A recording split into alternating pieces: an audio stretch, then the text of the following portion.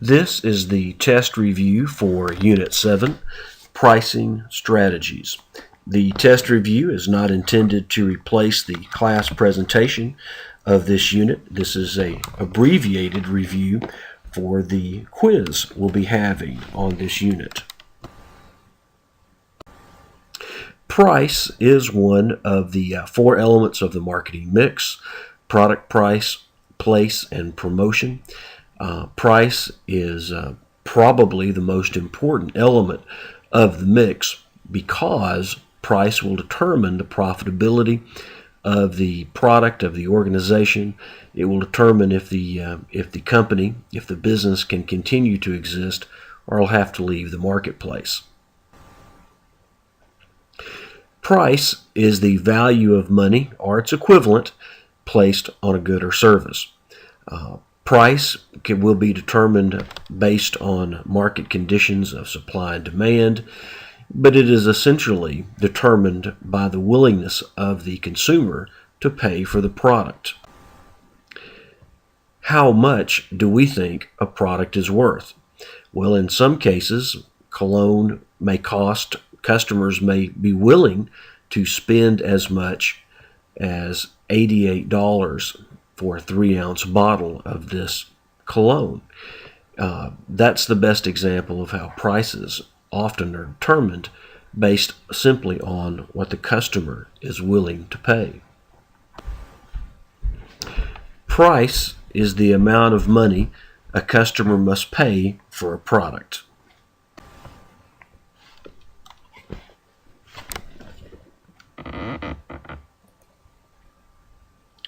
The price of a product can be adjusted very quickly, and we can see that in the sale of homes, the sale of automobiles, and any number of other products. The price paid by the customer will determine if the business is profitable or if the business ceases to exist. There are three primary objectives of pricing. The first is simply to maximize the profits of the business.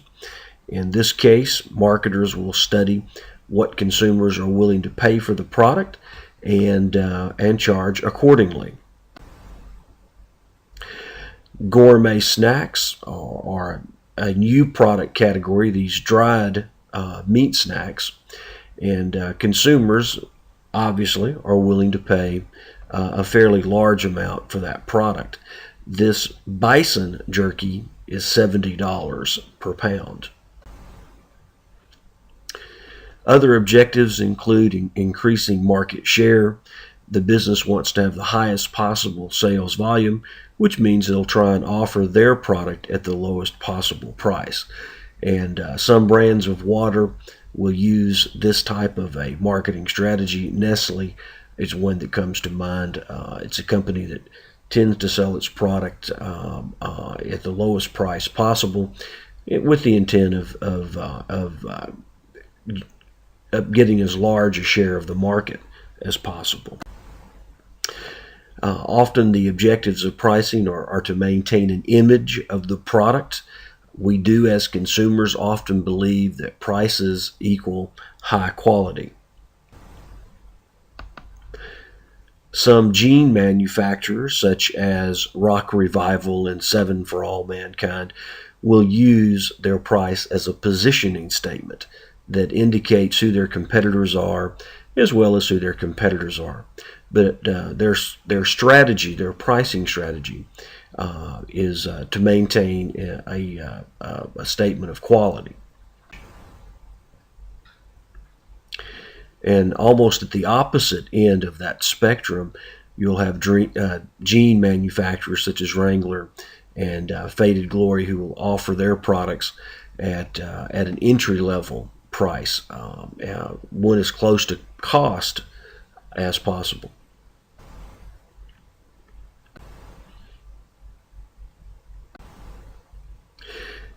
A one-price policy means that all customers are going to pay the same price.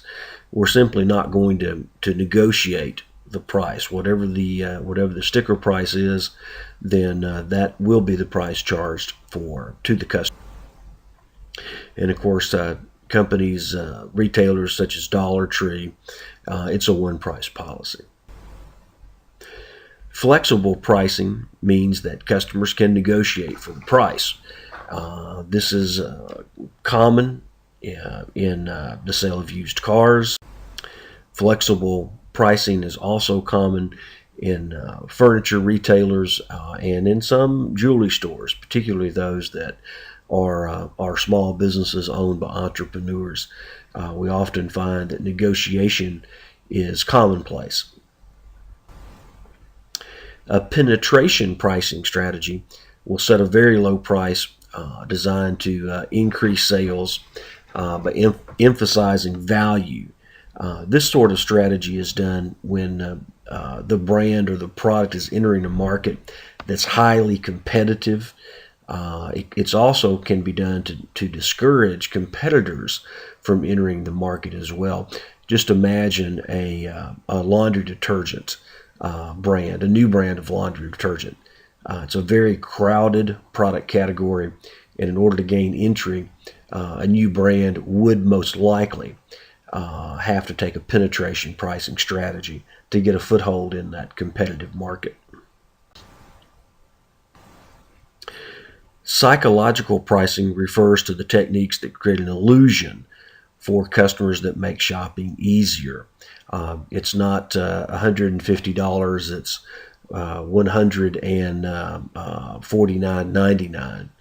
Psychological pricing can be very effective. There's an excellent example of a dress in the video we watched in class. The dress sold very poorly at $34, but at $39, the dress sold much better at $39 rather than the lower price of $34. Odd even pricing involves setting prices that end in an odd or an even number. Odd numbers convey a sense of a bargain, and while even numbers tend to convey quality. Prestige pricing involves setting a higher than average price to suggest status and prestige, and the video we saw in class about contemporary art is certainly a good example of that.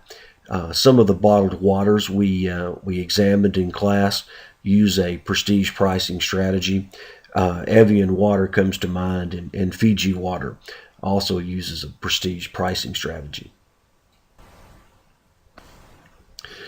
Multiple unit pricing involves pricing items in multiples to suggest a bargain and increase sales.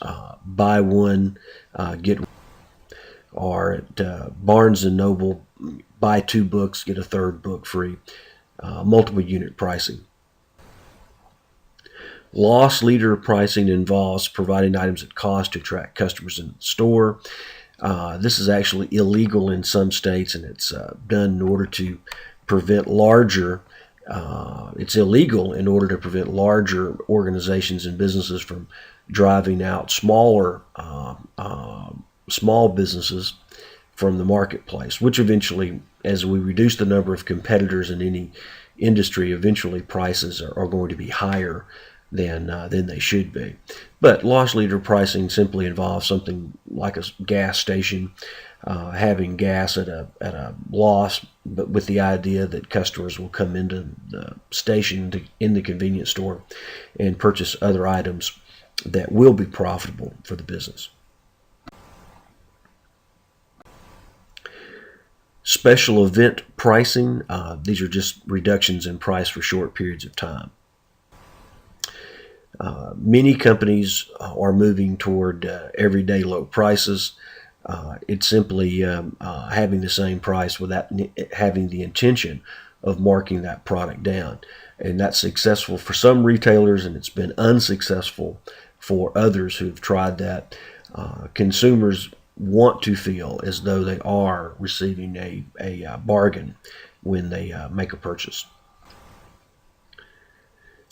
Some retailers do price matching, and again, that's just an attempt to take pricing out of the consumer's decision as to where they make a purchase. Price lines are distinctive categories of prices based on differences in products and the number and quality of features offered in a particular line. This is very common in satellite television services, and quite often to get a very few channels can cost very little, but to receive the channels you want, you might have to purchase 180 channels to get the 5 you want. Price lining. Price bundling is the practice of combining several related prices for one service. AT&T might offer internet service as well as phone service as well as television service for one price. Price skimming is setting a very high price designed to emphasize the quality or uniqueness of the product. And we see this type of pricing strategy, this prestige pricing strategy, with certain cosmetics. And we did watch a video about this particular moisturizing cream. $165 for a 2-ounce jar.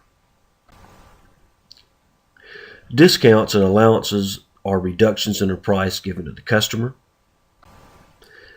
A quantity discount is offered to those who buy in large quantities. Seasonal discounts are offered to customers who buy outside the normal buying season. Trade and allowances would be a reduction in the price when an older product is traded in. We see this with car batteries, with cell phones, and any number of other products. One can receive a trade-in allowance.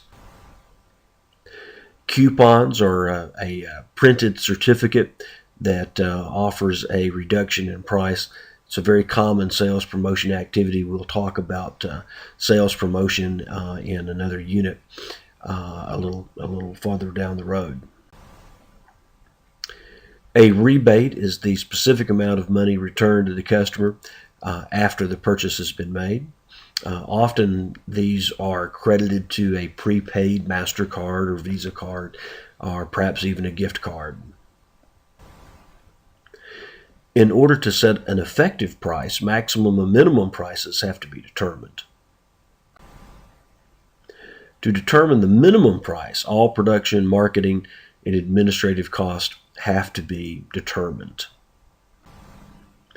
The break-even point is the quantity of the product that must be sold for the total revenue to simply match the total cost of that product. Anything above the break-even point would equal profit, and anything below it would result in a loss. Fixed costs are those the business cannot change no matter how many products are actually produced. Examples would be insurance and rent. Variable costs are directly related to the quantity of the product produced.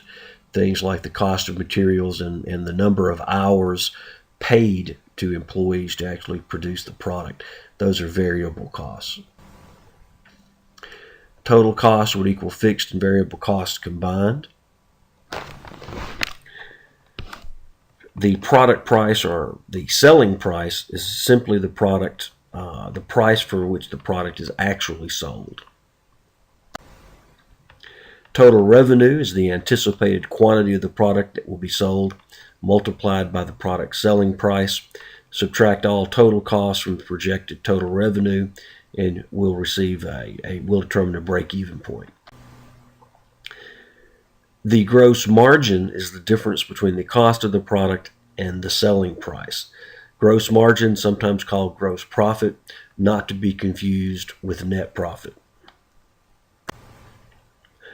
Operating expenses are the costs associated with the actual business, the operation of the business.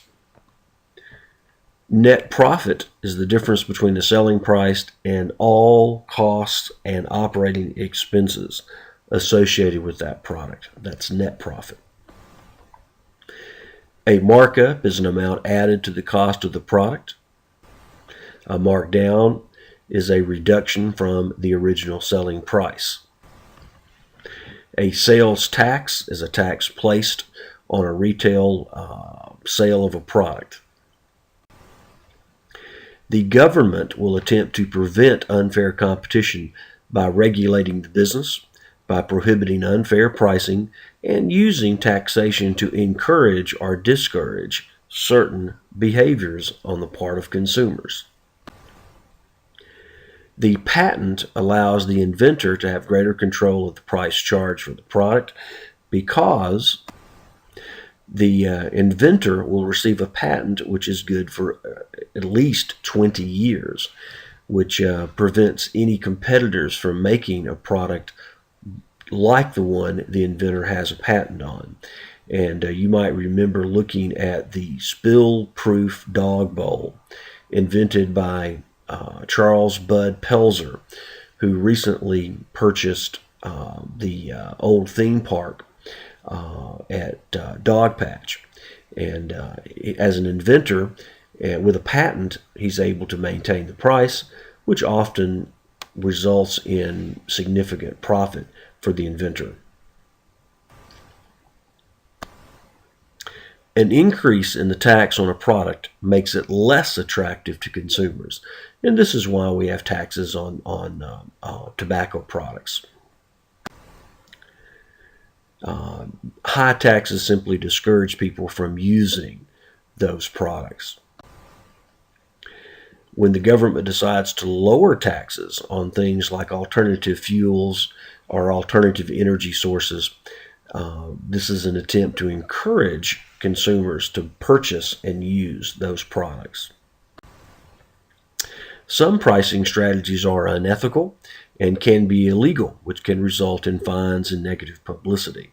For example, Southwest recently advertised low fares, but when consumers attempted to book those low fares online, the low fares could not be found, and Southwest was fined by the Federal Trade Commission for deceptive pricing strategies.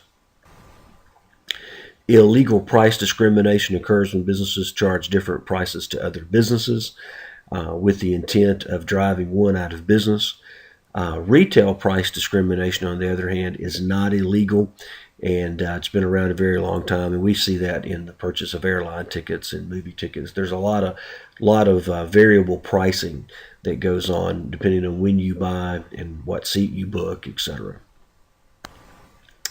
Bait and switch pricing occurs when a business advertises a low price with the intention of selling a higher priced product when the customer actually arrives at the store. It is illegal, has been for a long time, but it's also very difficult to prove. By the unit pricing indicates the price per ounce or pound on the shelf tag. Always look for the per ounce price on shelf tags.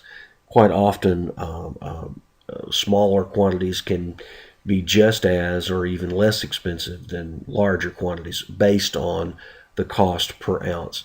And think about the example of bottled water, the cost per ounce of bottled water, and we translate that into the cost per gallon, and we quickly find out that bottled water is much more expensive than gasoline.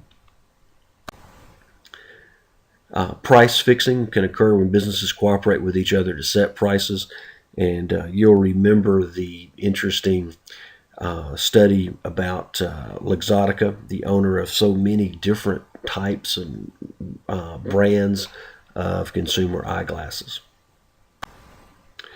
A surplus, also called a buyer's market, occurs when there's a very large supply of the product, but the demand is low. This would equal low pricing.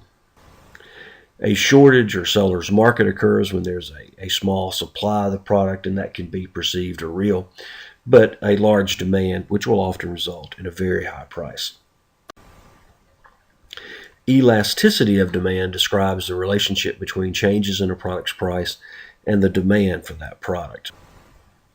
With inelastic demand, a change in price will not result in a significant change in the demand for a product, and there are any number of products that have inelastic demand, and for different reasons. Coffee is a product that tends to have inelastic demand. There really are no substitutes for the product.